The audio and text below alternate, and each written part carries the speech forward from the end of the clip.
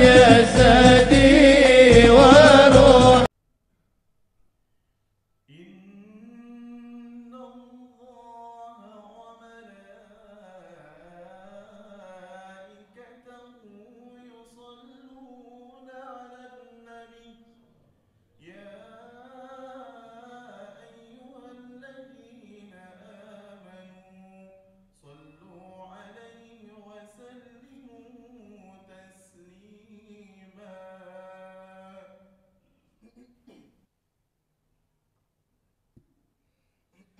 السلام عليكم ورحمة الله وبركاته.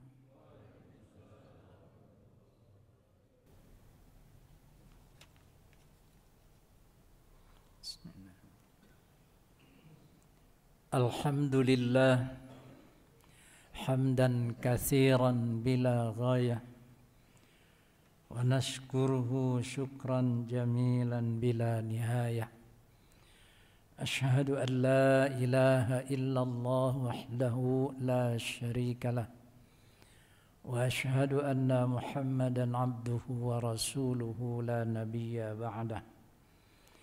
اللهم صل على سيدنا محمد وعلى آل سيدنا محمد.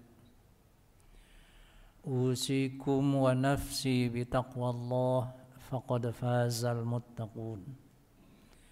فقد قال الله عز وجل في كتابه الكريم: أعوذ بالله من الشيطان الرجيم. واضرب لهم مثل الحياة الدنيا كماء أنزلناه من السماء فاختلط به نبات الأرض فأصبح هشيما تذروه الرياح وكان الله على كل شيء مقتدرا. المال والبنون زينة الحياة الدنيا والباقيات الصالحات خير عند ربك ثوابا وخير أملا. صدق الله العظيم. Ma'asyiral muslimin, hadirin jamaah Jum'ah rahimakumullah. Segala puji milik Allah, Tuhan semesta alam yang telah memberikan nikmat kepada kita semua. Nikmat yang terbesar adalah nikmat kita ditakdirkan menjadi seorang muslim. Nikmat terbesar dalam hidup ini adalah dikeluarkannya seseorang dari kekafiran lalu masuk ke dalam Islam. Nikmat terbesar dalam hidup adalah keluar dari kesibukan duniawi masuk ke dalam kesibukan ukhrawi. Taat kepada Allah, mengambil pelajaran dalam setiap langkah kehidupannya untuk akhirat. Selawat dan salam tetap tercurah kepada baginda Nabi kita Muhammad sallallahu alaihi wasallam serta keluarga dan para sahabatnya, para tabi'ut tabi'in bi ihsanin ila yaumiddin. Hadirin jamaah rahimakumullah. Mari sejenak kita memperhatikan, merenung sebagian ayat Allah di dalam surah Al-Kahfi ayat 45 dan 46. Bagi yang sudah hafal surah Al-Kahfi, ayat ini tentu tidak asing. Wadrib lahum mathalal hayatid dunya. Wahai Muhammad, buatkanlah untuk mereka orang-orang kafir perumpamaan kehidupan duniawi. Nilainya kehidupan dunia ini kama in anzalnahu minas sama. Sama seperti air hujan yang turun dari langit. Lalu dengan turunnya air hujan dari langit bumi menjadi subur, semua tumbuhan tumbuh, menghasilkan buah, dan membuat orang pemiliknya menjadi senang. Tapi itu tidak lama, kesuburan bumi itu yang menghasilkan buah-buahan, itu tidak lama menyenangkan manusia. Kenapa? Fa asbaha hasyiman tadhruhur riyah. Lalu jadilah tumbuhan, pohon, semua yang subur itu menjadi kering, kemudian jatuh dedaunannya ke tanah, terhempas oleh angin. Wa kana Allahu ala kulli syai'in muqtadira. Allah Maha Kuasa untuk menetapkan segala sesuatunya itu. Al-malu wal banuna zinatul hayatid dunya. Harta dan anak itu sebatas perhiasan kesenangan hidup di dunia. Orang yang banyak harta ya tentu merasa senang, merasa bahagia. Orang yang banyak anak, anaknya sukses menjadi orang, tentu akan merasa senang dan bahagia. Punya harta banyak, punya anak-anak yang sukses, tentu yang menjadi orang tuanya merasa bahagia, merasa senang, merasa bangga. Tapi rasa bangga, senang dan bahagia itu sebatas zinatul hayah. Ya, kenikmatan hidup sesaat. Wal baqiyatus shalihat khairun 'inda rabbika sawaba.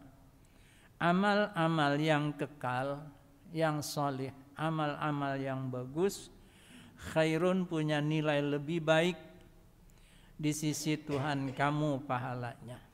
Dan lebih baik untuk menjadi sebuah harapan di akhirat nanti dibandingkan kita membangga-banggakan harta dan anak yang sukses. Karena kesuksesan duniawi diukur dari segi harta yang banyak, diukur dari segi anak-anak yang berhasil menjadi ahli ekonom, menjadi pejabat, menjadi militer, menjadi dosen dan lain sebagainya, diukur dengan pahala yang Allah siapkan dari amal-amal soleh, ya itu tidak ada apa-apanya. Tidak ada apa-apanya. Di antara kita mungkin ada yang punya harta puluhan miliar, ratusan miliar. Di antara kita ada yang punya anak menjadi pejabat, menjadi menteri, menjadi anggota dewan, menjadi tentara, menjadi pengusaha. Tentu akan merasa bangga. Tapi kebanggaan itu sebatas kita hidup dan sehat. Kalau kita sudah sakit-sakitan kemudian mati, maka harta dan anak yang kita banggakan itu tidak ada gunanya lagi. Tidak bisa kita harapkan. Yang bisa kita banggakan dan kita harapkan al-baqiyatus shalihat, amal-amal ibadah, amal-amal soleh yang kita kerjakan semasa hidup. Ya, itulah pahala dari amal itu. Satu-satunya yang menjadi andalan kita. Bahasa Quran, wa khairun amala, kebaikan yang menjadi andalan kita di hari kiamat. Jadi yang menjadi andalan kita nanti di hari kiamat bukan rumah mewah kita, bukan jabatan kita, bukan harta kita yang banyak, bukan anak-anak kita yang sukses berhasil duniawinya, tapi yang menjadi andalan kita di akhirat adalah pahala dari amal soleh. Karena itu yang akan kekal, ya, yang membuat kita di alam kubur menjadi terang adalah amal kita. Ya, anak kita yang sukses, yang bisa menciptakan listrik sehingga seluruh alam dunia menjadi terang, tidak akan bisa menerangi kuburan kita sebagai orang tuanya. Anak-anak kita yang sukses menjadi pebisnis developer, jutaan rumah dia bangun, tapi tidak akan bisa membangun bahagia kuburan bapaknya. Tidak akan membuat bapaknya kuburannya menjadi lapang. Tidak akan membuat kuburan bapaknya menjadi terang benderang. Seperti perumahan-perumahan yang dia ciptakan, dia tidak akan sanggup membuat lapang kuburan bapaknya. Dia tidak akan sanggup membuat kuburan bapaknya terang. Dia tidak akan sanggup memindahkan ayahnya dari siksaan Allah ke dalam kenikmatannya. Apalagi kesuksesan anak itu hanya sebatas duniawi. Kita tidak pernah didik anak itu bisa membaca Quran. Sampai kita mati, dia tidak bisa baca Quran. Turun lagi ke anaknya, dia tidak ngerti agama. Dunianya oke, bisa sukses, tapi agamanya tidak. Harta kita melimpah banyak, ya, bisa dinikmati dan dilihat banyak orang. Harta yang kita miliki, nama kita terkenal di seluruh provinsi bahkan ke luar negeri bahwa kita orang terkaya. Tapi semua aset kekayaan kita itu tidak akan membuat kita akhiratnya menjadi bahagia kalau kita tidak mempunyai aset amal saleh di hadapan Allah Subhanahu wa taala.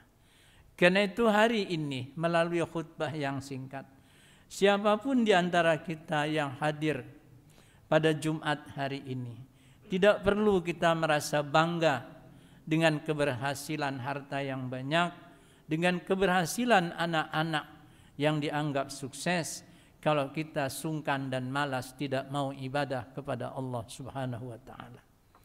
Kenikmatan di setiap bangunan yang kita bangun menanti kedatangan dan kunjungan kita. Tapi jangan lupa neraka juga menunggu kita karena kita tidak mau ibadah kepada Allah. Semua aset kekayaan yang kita miliki akan mengantarkan kita ke dalam gerbang neraka kalau kita tidak beribadah kepada Allah Subhanahu wa taala. Karena itu Sayyidina Ali bin Abi Thalib karramallahu wajhah berkata, "Inna min na'imid dunya yakfikal islamu ni'matan." Sesungguhnya sebagian dari kenikmatan hidup di dunia ini, cukuplah Islam sebagai nikmat buat kamu. Kamu harus merasa nikmat diciptakan Allah menjadi seorang muslim. Fa inna a'zama ni'amillah lil 'abdi ikhrajuhu lahu minal adam ilal wujud. Karena sesungguhnya nikmat Allah yang terbesar kepada seorang hambanya adalah Allah mengeluarkan hamba tersebut dari tidak ada menjadi ada. Allah keluarkan hamba tersebut dari kekafiran menjadi orang Islam. Wa inna minasyughli yakfika at-ta'atu syughlan. Cukuplah kesibukan itu adalah kesibukan taat kepada Allah. Fata'atullahi ta'ala a'zamul isghal. Karena ketaatan kepada Allah adalah merupakan kesibukan yang paling agung di hadapan Allah. Sibuk kita mengatur perusahaan tidak punya nilai di hadapan Allah kalau kita tidak ibadah. Sibuk kita mengatur negara, mengurusi manusia, tidak punya nilai di hadapan Allah. Tidak ada nilainya. Ya, kalau kita tidak beribadah kepada Allah, siang malam pikiran kita dihabiskan memikirkan manusia. Bagaimana supaya orang terlepas dari kesulitan dan kemiskinan. Tapi kalau tidak ibadah, tidak ada gunanya sama sekali. Wa inna minal ibrati al-izzah yakfikal maut ibratan. Pelajaran yang paling berharga yang harus kita ambil, cukup kita mengambil kematian sebagai pelajaran. Fa innal maut akbarul mawa'idzi linnas. Sebab kematian adalah pelajaran yang paling besar buat kehidupan manusia. Kenapa? Karena kita semua akan berakhir dengan kematian. Pelan-pelan kita menuju hari kematian kita semua. Yang tadinya gagah, pelan-pelan menjadi tidak gagah. Yang tadinya muda pelan-pelan menjadi tua, yang tadinya sehat pelan-pelan beranjak menuju hari-hari sakit. Ketika orang sudah tua, ketika orang sudah sakit-sakitan, sebanyak apapun dia punya harta, sebanyak apapun anaknya yang sukses, dia tidak akan merasakan kebahagiaan itu. Kalau dirinya sudah dirundung dengan kesakitan, ditambah dia jauh dengan Allah, maka hatinya akan gersang, tidak punya nilai ketenangan batin karena dia tidak beribadah.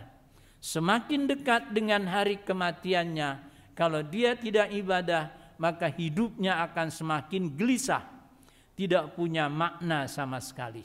Meskipun aset kekayaannya berada di semua provinsi, bahkan sampai ke luar negeri dia simpan uang kekayaannya itu.